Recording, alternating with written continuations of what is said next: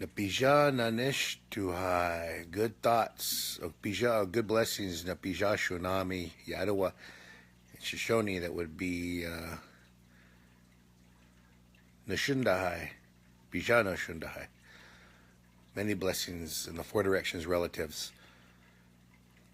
Few updates on my thoughts today about just the overall these are just now my personal thoughts and what I've been reviewing for the last 6 months being here in North Dakota.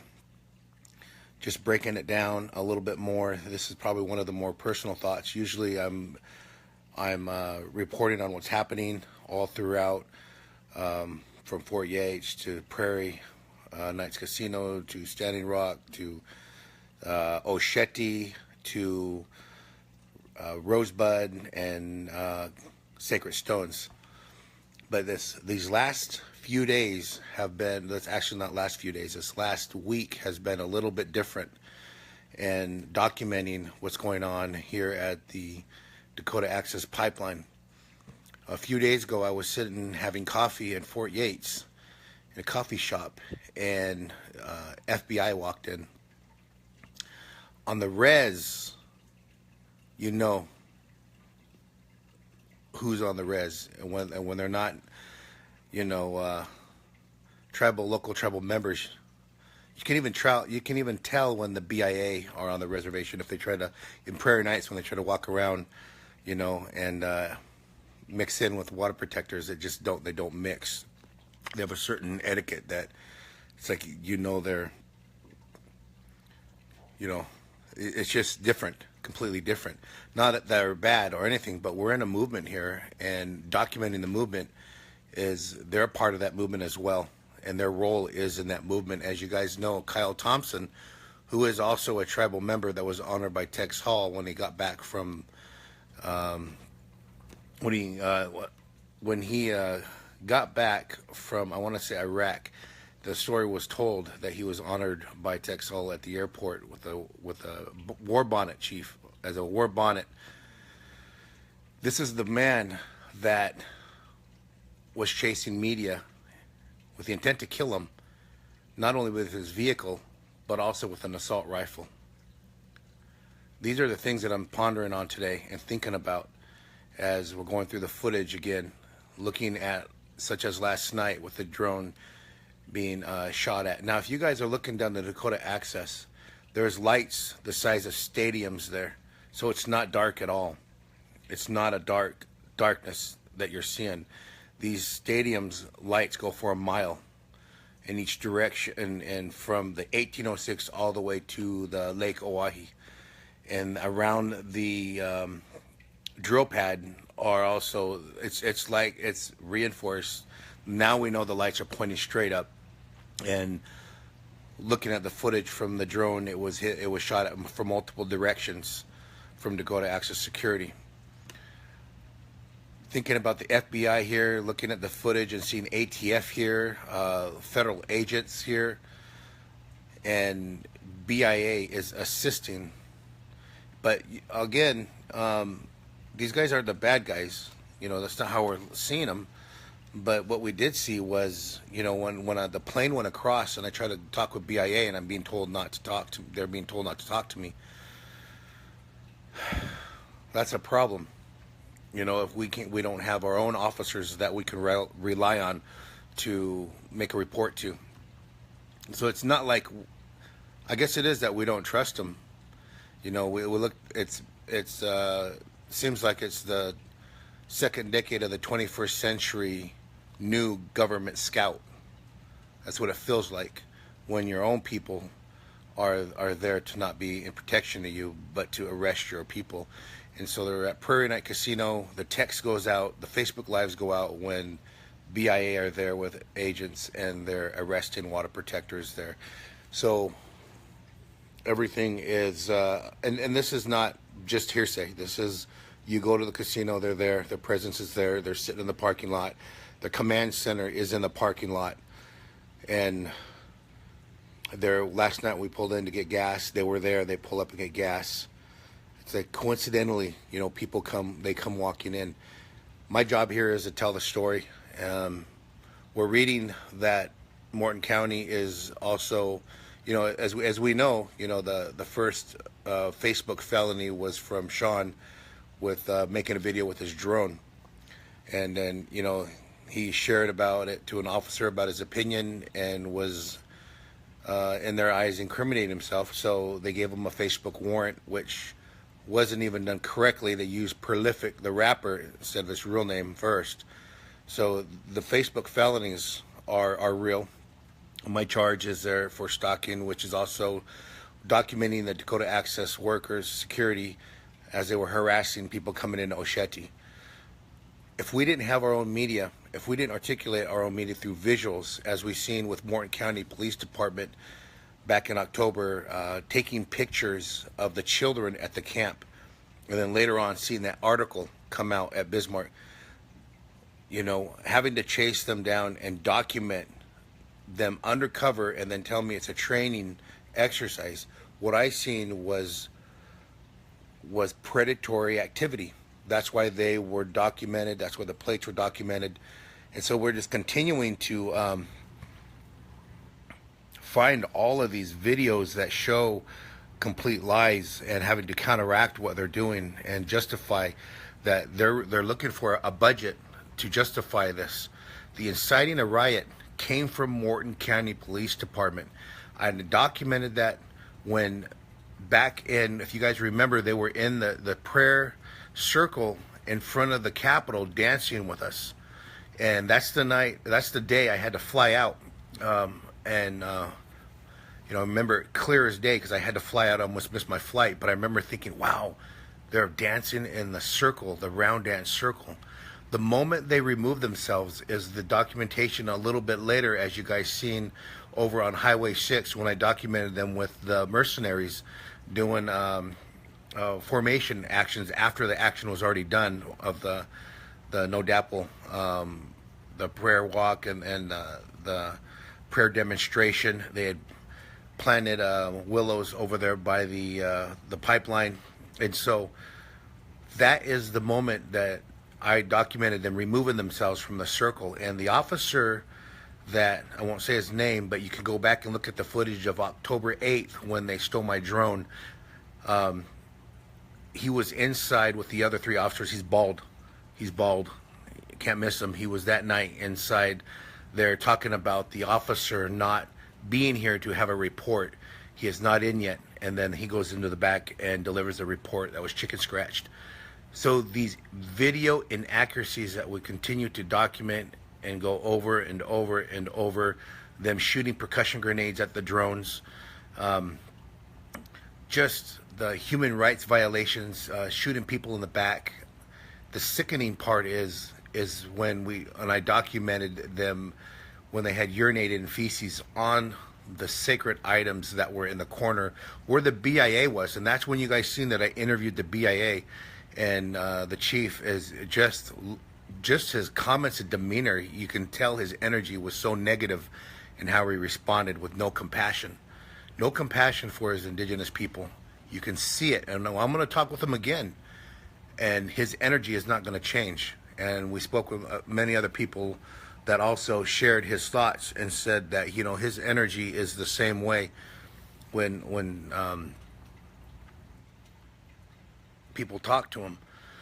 So that was these moments that we documented with the feces, and oh man, all they burned them all and put them to rest, and people's regalia and teepees and tents and items were all demolished.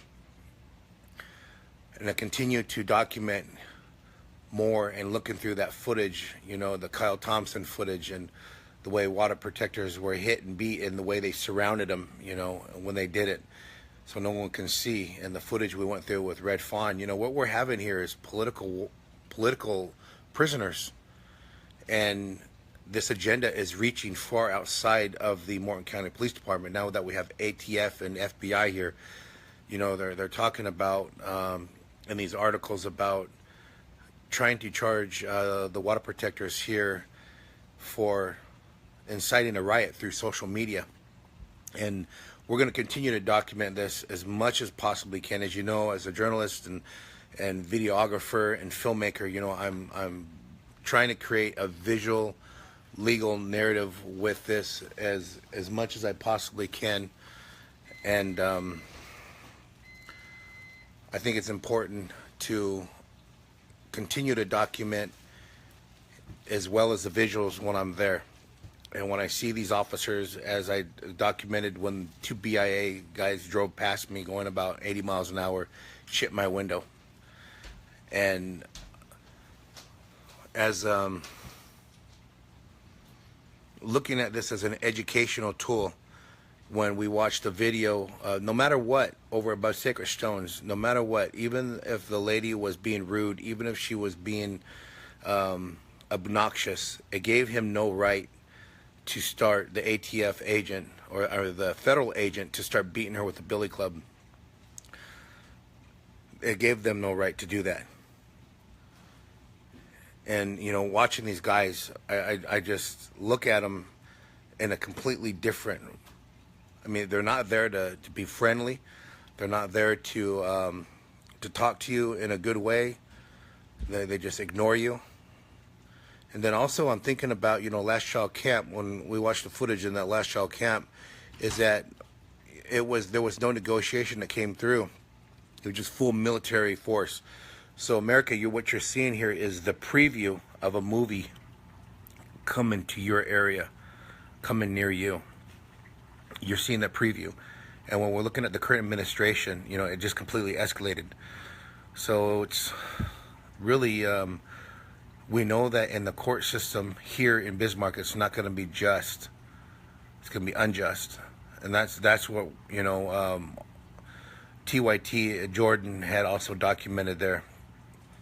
So how do we protect ourselves from law enforcement that's not going to protect us? Last night when the drone was shot, that place is completely lit up all the way down, lit up. It's so bright that you can go outside and read your book from there. That's how bright it is there. How do we hold them accountable if we have a government that's not going to hold themselves accountable? And this pipeline is not a tagline. For those of you 700 water protectors that went to jail, political prisoners soon to be, that is not a tagline. Water is life.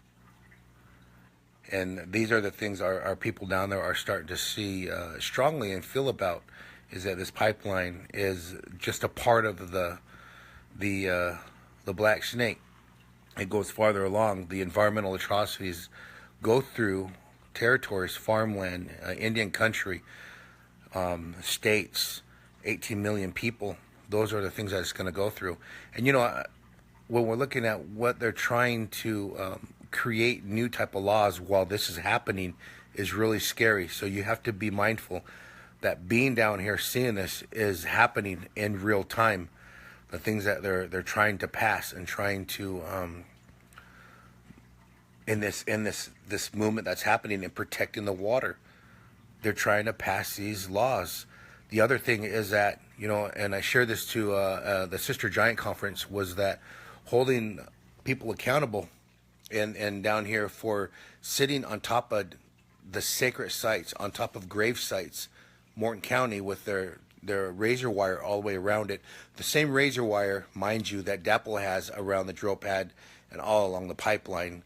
And then they also have down there on the bridge, mind you, it's the same razor wire, the Constantine wire. And so there is this relationship that you're seeing with a lack of respect with the grading on the mountain. And I'm showing that hill where I've spoken with some local community elders that talk about, you know, they remember riding across that on horseback and the sandbar going through the water to get across the river, and the names of where those rocks are and what they mean. And they're no longer there. They've been desecrating them and thinking about, you know, how do we hold them accountable? This is the promises of the country's forefathers, but no one held Lewis and Clark accountable either. And I also shared that at Sister Giant, is like, The apology part is great. Thank you. But the follow through in the apology is what we're looking for, is holding the forefathers' promises accountable to the indigenous people. That's what needs to be done here. We're going to see, we are seeing a big change and a scary change happening right now. And so the big thing is the FBI here is making profiles on people that are here, whether they're documenting, such as myself, whether they're water protectors. We're all water protectors if we're drinking water, and they're going to start trying to create new profiles that are going to jail people for documenting or for telling the truth or for standing up for clean drinking water or for protecting the sacred and the water. Those are the things that we're starting to see here. And so be mindful also what you're sharing on social media. Be very mindful and be very careful on how you do it, because now we know that they use social media. You're incriminating yourself and documenting yourself for them. So whenever I go up, told my live feed goes right up to them, goes right up to the Morton County Police Department. And I want to, now that I know that, it also goes to FBI, now that I know that. And we do know it goes to Dakota Access Mercenaries, because we've seen what happens when we go live in those areas and we see them. And that started back in October. So I'm going to send this blessing out to Morton County, FBI, and the Dakota Access Security, that you have an open mind. You get rid of the anger in your heart, and you start being fair in your decisions, respectful in your decisions, for your generation before you is watching you. Your children are watching you. And that we're sending blessings to the water that you drink, the same drinking water that your children drink, that you share with your grandpa and grandma, aunties and uncles, yourself. And that water is life. You wouldn't go drink the water out of a toilet. You'd rather drink the clean water. And that we're sending blessings your way to be compassionate in the things that you do and open your heart and mind and what people are trying to do to protect and preserve that. You do have a choice to walk away, as we've seen many officers do. You do have a choice to be compassionate. I'm going to say that in a good way. Sending blessings your way. And as we start to see this, Pijatumia, Pijapiwa is like, it's like, that's it. If you're in any other way, pray in your own way, it'd be like amen if you were praying in any other way. So my thoughts on what I'm seeing here is getting really deep. The emotional part of them on the land, of desecrated land, is really affecting our people as well. Our people are getting stronger and stronger, but when you see that your land is being desecrated, it is really hard. And when you see it with a pipeline on top of it, is hard for a lot of our relatives to see. So those are the things we keeping in mind all the time. Every time I see it, I get really sad, and that's why there's a lot of prayer going on down there, a lot of ceremony. And the other thing is people are asking for the chairman to come by and share his thoughts, or just share his presence, as in to see what's happening down there and to be visual. They don't agree with him and his comments, but he is still the chairman of the tribe. And I think that's what, I like to see myself, but I hear other people saying is they like to see his presence down there, and to help them understand where he's at.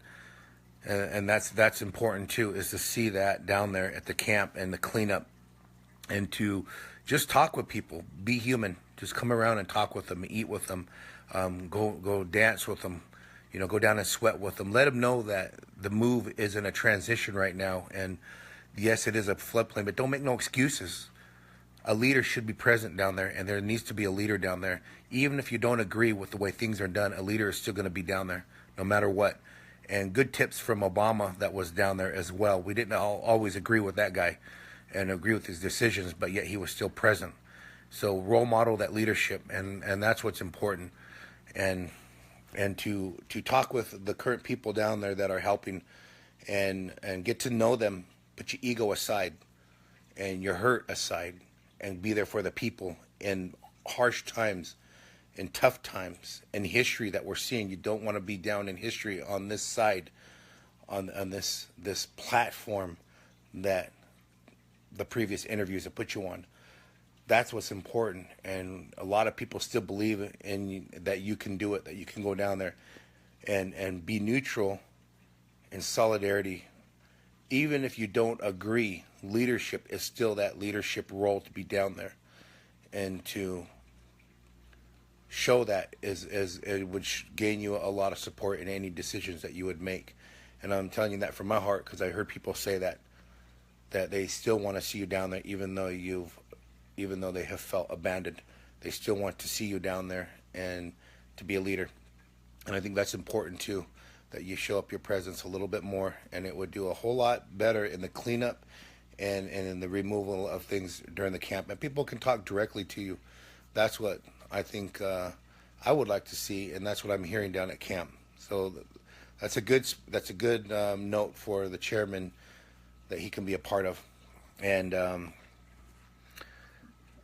yeah, just kind of my thoughts. This is a little bit different than I'm reporting. This is just my personal thoughts, what I'm seeing down there, and a little bit different than normal. I'm feeling strong myself. A lot of prayer and thinking about the people down there. Really hurt for a lot of the people when I'm seeing them. And, some of them are in transition here. So here's a good thought. One of the sisters was telling me yesterday that someone is preparing their land in Albuquerque for people to make that transition, to come down and to leave camp and to come down and transition into a sustainable community so they can go back in, because the PTSD is hard, and the abandonment is, from the support. The healing needs to be in a small transition back into mainstream. And I thought, wow, what a beautiful thing is to have land offered, to come to that land and get back on your feet, move into transition, whether you go to other actions, whether you go to different places. But a beautiful place to go, and just is to empower people around you to continue a sustainable living, and to make that the next transition in your life. Because people have given up their jobs, they have sold their homes, got rid of their 401ks, projects like that were long-term projects. They came down and supported the tribe, and 120% 2 feet in. Even knowing that, they could go to jail, they could go to prison, and they could pay fines, they still came down. And I believe that's when there's not a guarantee that they would be bailed out as well. So that is something to think about there. And I thank you guys all for what you've done, and I speak with you and talk with you around the area, and you share your story. And I want to thank you guys over at Cannonball and Fort Yates and the Sitting Bull College and the community, and also Osheti, Rosebud, and Sacred Stones. And then also I met people in Bismarck. And thank you guys all. I want to thank the church for calling in to offer to help yesterday. Gave me a call there from Bismarck, and was kind of reluctant when we spoke. And then a little bit later, as we started going, I just let them know, that's great. If you want to come down and help, what do you need to bring? A flatbed to put things on and help move. We need to check in, at security, so we make sure we don't have people there with bad intentions. Explain to them what we're seeing in the media is that people are focused on trash, and with 15,000 people, you're going to have trash. But they're doing the best they can to clean it up. We also have what's called dapple hoarders, so the people that are, cleaning up, they're getting rid of that garbage. So we don't want to keep those things that are no good, and they've been damaged. All right, relatives, just a thought of the day, sharing some thought about the legalities of the videos. That's really hard to watch. A little bit about, what we're seeing with FBI presence here and their intentions, BIA, and also there's a conference coming up with the elders too. That's also coming up in April. So I think that's really good to see right now. There's one conference there with Winona LaDuke that's going on with the Honor the Earth.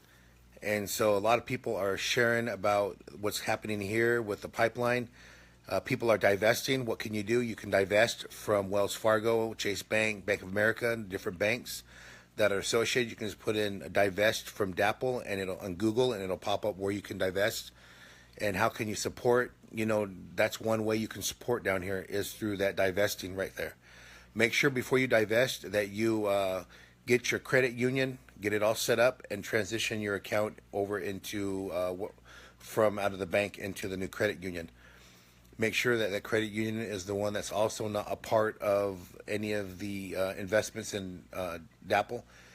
The Seattle, I want to thank them for their huge commitment in withdrawing their $3 billion from Wells Fargo as to the indigenous people in the protection of Mother Earth and the water and the land. That is amazing that they're listening, and they've been a really progressive, moving forward, conscious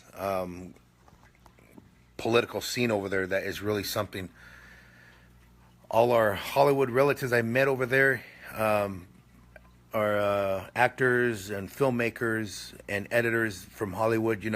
Now is the time. I think it's important for you guys to come back and share the story here. Hollywood has a huge movement in the way people think and see about indigenous issues, and I think this is one of the best times you can be telling the story of the indigenous people from an indigenous perspective and point of view by being totally immersed in what's happening here and taking that story and sharing what's happening here right now, as we're seeing in these final steps where they started drilling. That's been documented. Within the 24 hours when they said they're going to start drilling, they start their boring process. You could see the pipe turning in the video. They were doing it. And then last night as the drone was shot. So these are the things that you could be documenting and sharing to the world on what's happening. A lot of people don't know as much as we're seeing that immigration policies are starting to be violated. As an indigenous person, the immigration policy does not make sense by immigrants. I don't understand that logic, but it seems to be there. And immigrants deciding which immigrants have privilege doesn't make sense, but it's there. So share this message. Just share your thoughts, and whether you agree or disagree, I read them all. Thank you. Be respectful, as I'm going to do the best I can to be respectful and reply back to you. And thank you guys for your comments and questions. The other comment and question was, if water protectors are getting sick and they're getting the cough and they're bleeding from that cough as well, is Morton County police officers also getting sick? And I think that is a question that we need to look over with Morton County. The crime rate was another one. Since the pipeline had come to North Dakota, the crime rate had tripled, and so the drugs that came through from the pipeline were one issue. The crime was another issue. Sex trafficking was another issue. That was with the man camps, and those are things you got to take a look at. The oil pipeline spill was last in December, was also documented. That was in North Dakota. That did that. So if you guys got an update on that, share it. And economic opportunity because of this pipeline, because of the water protectors, because of all of the purchases was in Bismarck. Several places were a part of this movement, major part of this movement. We're talking about Best Buy with the camera equipment. Best Buy was a huge movement in the water protectors here and documenting the police department. Walmart, huge in being able to afford the equipment to go in and document in cameras and selfie sticks and phones. And Bob's Photo, which spent thousands of dollars over there getting high-end equipment to make sure that they were documented. And the local restaurants that many of the water protectors went and ate, even though they were discriminated at. The mechanics that were around there, the hotels that housed a lot of the, not just the mercenaries, not just the Dakota Access workers, but also all the police departments that came through to be a part of this, and all of the water protectors that were there, and all of the visitors that came through, all of the media. So Bismarck owes a little bit of a thank you to the water protectors for contributing to the economy since the beginning of this movement into the millions, which if you look at the fiscal budget there, or the Mandan, if you look at Bismarck and look at the businesses expansion at that time, you'd be amazed on how many small businesses have started up, and the opportunity with clothes that were there. People purchased from Dick's sporting goods place, Ross. Oh man, take a look at those things and you'll see that a lot of these water protectors contributed a lot of the financial strain from Bismarck and Mandan, and relieved it by purchasing there and buying power and paying taxes. Those are the things. Buying trailers, buying RVs. I mean, you gotta buy generators, from Lowe's, into the millions of dollars spent in Bismarck and Mandan. So that is one thing to think about, is that the water protectors took very good care of Bismarck while they were there and made sure they contributed to the economy. Although, in return, the Standing Rock Sioux Tribes Prairie Nights Casino suffered because of the 1806 was closed off. And so as the 1806 was closed off, it had a longer route, a longer turnaround time, about an hour and a half, going down and back. A little bit longer than an hour and a half, hour and 45 minutes. So almost 2 hours, actually, when I think about it. It takes a 55-minute from leaving the Prairie Night all the way to Bismarck. Huge contribution to Bismarck and Mandan. Very huge. And if it was around the courthouse, any of those stores and businesses thrived because of the water protectors ate within walking distance. They within walking distance went there. So your guys is welcome. You're welcome for the contribution to the local economy. The water protectors very well participated in that local economy, as well as to any of the fast food joints, pizza, which so much places were reported as racist. Many people still went there who didn't know and contributed. Starbucks was another one. So, you guys think about those local economies that just took off, and local coffee shops where we sat and worked and had coffee, and the buffets over there. So, yes, I was just thinking, well, the local economy really thrived because of this down here, which they're not going to say that. You also have conservatives and these political. I mean, I've learned more about the North Dakota politics than I did in my own hometown, more than I've ever known about how it works because of the way they were working. And it didn't really strike my attention until I seen them violating all these issues here and the laws that they were doing and the protocols. And so, yeah, this is what we're continuing to see here. So as this movement stops, you're going to see a crash in Bismarck's economy. And you're also going to see people that moved here because of that. People can't leave because of court dates. So I want everyone to pay attention now to the courts. Pay attention. Call in and ask when a water protector is going to court, and see if you can get that direct information. And you probably won't, because they're not going to be held accountable or hold themselves accountable to know. They're going to be overwhelmed. They're going to make excuses, and they got so much information because somebody dropped the ball in these several months. And what they're going to do is they may drop a lot of the water protectors' charges, and they're going to try to handle them, the state charges, and they're going to try to send them over to the feds. They're going to try to give them the responsibility, but hand them off as felonies. be mindful of the court system. We're going to pay attention to that court system and hold them accountable as much as we possibly can to uphold and the integrity that they got elected into those positions. With that, Bisha, Shunami, Yarua, stay attention, keep your eyes open, ears open, and get the facts while you're doing this. We're going to continue to share with you the facts as we are going through this. As journalists, as water protectors around us, we're going through this in the front line everywhere we go here in North Dakota. And continue to support our people out there outside in fighting for the issues that are happening with the immigration status. And I don't agree with that. And I want to send blessings and support to our relatives on the ground out there. Also, people that are helping to divest and going in, saying that be safe. Aho.